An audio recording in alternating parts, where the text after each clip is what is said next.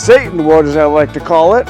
Today in the wood yard, I got great news and some very sad news. Here we go. It is snowing. Winter is here. It snowed last night. We got, I don't like about an inch, but it warmed up to about 40 degrees in the last couple hours. So it's melting off real fast. We're supposed to get flurries for a little while, but then it's supposed to go away. But that is part of the good news, because when we get snow, I get calls. People have to get wood because they realize, oh, it's time. So I got 2 today already that people called me and said, hey, Conan, can you bring me some wood? So it happens right away. As soon as we get frost, we get some cold days, we get some snow, people will call. Now, I have 2 deliveries today scheduled already. I've got the big trailer hooked up. We're going to put a full cord of mixed hardwood into that one. We're going to get that done.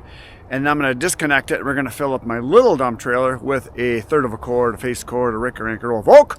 And we're going to deliver that first and then come back and do this one at the end of the day, unless I get another one in between there. So those are the 2 deliveries. Now, the good news is that winter is here. People are ordering wood. The bad news is something very sad happened. Very sad. Very bad news for me, and I feel really bad about it. I have 2 customers that have been buying wood for me for 10, 12 years, and I haven't heard from them yet. So I called both of them, and one I got a message back from the guy's wife, and the other one I got a message back from a family member. I had 2 of my customers, and I'm sure this has happened to you guys, because a lot of people that burn wood are older. I have 2 of my really good customers passed away in the last year. So kind of sad, because they're really nice guys. I love delivering wood to them, and that is probably the number one way that I lose my customers. They die, because a lot of them are older. The one guy had health problems for the last 10 years or so, and I think he was upper 70s, somewhere in there, and he passed away. And it's kind of sad, because I always like seeing him every year. He always got a full cord. Sometimes he'd get a full cord and a half. Real nice guy, and for a long time. I've looked forward to see him every year. My other customer, even a better customer as far as volume of wood, he always got 2 to 3 full cords every year. And I hadn't heard from him yet this year, because usually he orders September, October. I thought, man, I should find out, you know. And he wasn't that old. He was only like my age. He was like early 60s. He had a heart attack. I found out from his wife. She texted me, so sorry, I didn't notify you. I said, well, she had to be sorry. It's like, I was just concerned, and she said she's not going to burn wood, because he did it in his garage, and he had a wood stove in the basement. She says, I'm not going to be buying any wood this year.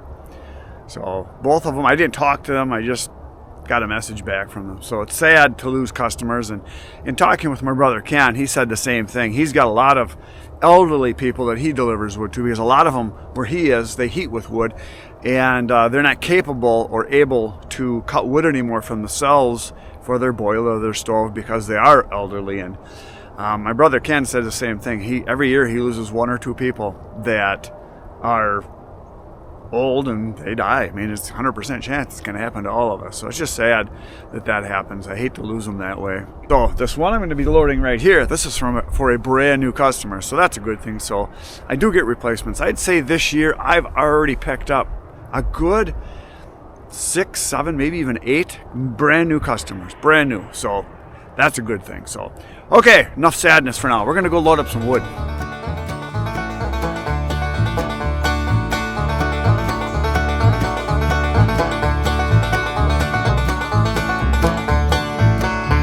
There it is. A beautiful load of wood is in the trailer. Now, this is probably the most variety of wood that I've had in a trailer in a long time. There's everything in here. And look at this. My gloves are a little wore out. They're a little wet. I had to put a dry pair on. My hands are getting cold. So this has got everything. I put in the cherry at the end. You saw that right here. This is cherry. Right here, this is a piece of ash, and that probably makes up 50% of what's in here. But there's also a bunch of other stuff. Here is some red oak right here, more red oak, more red oak. Here is a couple pieces of hickory, smooth bark, bitternut hickory, and then right here is a piece of shag bark hickory. You can see the difference on the bark. If you look, you can see the difference there. Bitternut, shag bark. There's also called smooth hickory, smooth bark. So there you go, 2 kinds of hickory. Not a lot of that, but some in there. What do we got here? What the heck is this? Maple. It's a piece of maple. So that's maple. This right here is maple, so here's the two chunks of maple, and this is soft maple here, so silver maple, soft maple, and then here's a chunk of hard maple. It wasn't a lot of that, but a few of these. So hard maple, bark like this, soft maple, there's no bark on it. There you go, that's two different maples. Then I had a little bit of beech, just a few sticks of that I saw in there. Then there's a bunch of this, there's a bunch of white oak in there. I saw, I don't know, a couple handfuls of that. Here is some nasty crap elm. Satan wood, as I like to call it, because it's nasty. What do we got here? What is this one? Oh, it's a piece of cherry. This is, oh, here we got two pieces of, where'd it go? Right here. This is a piece of honey locust. You can see the bark, and this is a piece of black locust. So honey locust, black locust. And see if I can get this one pulled apart here. It's got a start of a split, because the inside is usually kind of a yellowish green color. No, I am not mad enough to get it apart. It's starting to crack, but still stuck. But anyway, this is black locust. This is honey locust. Not a lot of that in there. I just saw a few chunks. Get this down here so it doesn't fly out, trying to get it more level. And then there's, what do we got here? I got one other piece. What is this? Oh, I found like two pieces of this. This is hornbeam, also known as ironwood. This is the hottest burning, most BTU producing wood we have here in Wisconsin. There's like a chunk of lead. Burns very slow, very tight grain, very, very heavy, dense wood. Awesome stuff. I didn't see a lot of it, just a couple sticks I saw in there. So there's the variety of what's in there. A little bit of everything. I also saw a couple other things too. I think I saw one piece of aspen, which I get once in a while.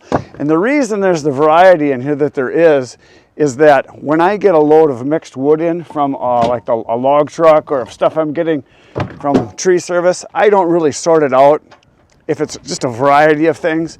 Sometimes I'll pull out, you know, if there's, say, a dozen pieces of hickory, I'll pull those out. If there's 5 or 6 pieces of red oak or white oak, I'll pull those out. But if it's 1 or 2 or 3 pieces of just some odd stuff, it just gets put in with the mixed hardwood, because that's what it is, mixed hardwood. So this is for fireplace wood. Now you saw in the beginning when I was loading this, there were some big chunks, some long 20, 21, 22 inches and weird shaped ones. I put those in because I asked this guy, the new customer, what he had for a firebox and what size he wants. He says, I have a huge firebox. I can take stuff all the way up to 24 inches. He said, it can be big. And I said, what about big as far as diameter? He says, well, as long as we can lift it.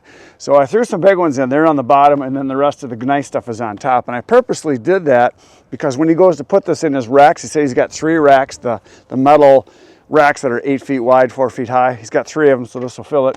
He said that he wants some of the big stuff, but I know when he puts it in the rack, he's going to want the big stuff like up on top, laying horizontal, kind of out of the way, because it'll stick out too far in his garage. Because you got a piece that's 16, that's a nice size, you know, like this here, and then you got one that's 24 sticking way out. If you got car doors or kids or bikes and people walking around, you don't want that. So I put the other stuff, the odd ones, on the bottom so that he can put those up on top, and I'll explain that to him, that I did that on purpose. But he said it was okay for some big ones. So there it is. It's a little more than a full cord.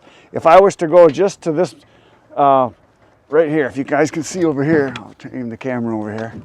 Pull this out here. If I was to go just to this board level, it's a full cord, or 3 face cords, or 3 ricks, or 3 ricks, or 3 rows.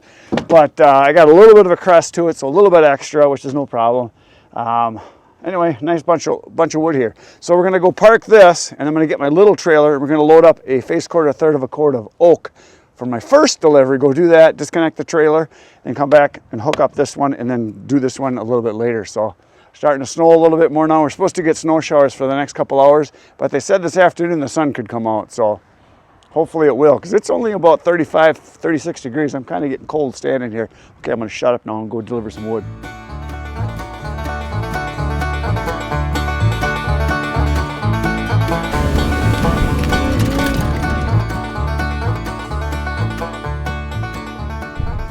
There it is. Another load is in the little baby dumper. We're gonna go do this delivery. Then we get back from that delivery, we're gonna hook up the big trailer and go do that delivery. So it's still snowing. It doesn't want to stop. Down the road we go.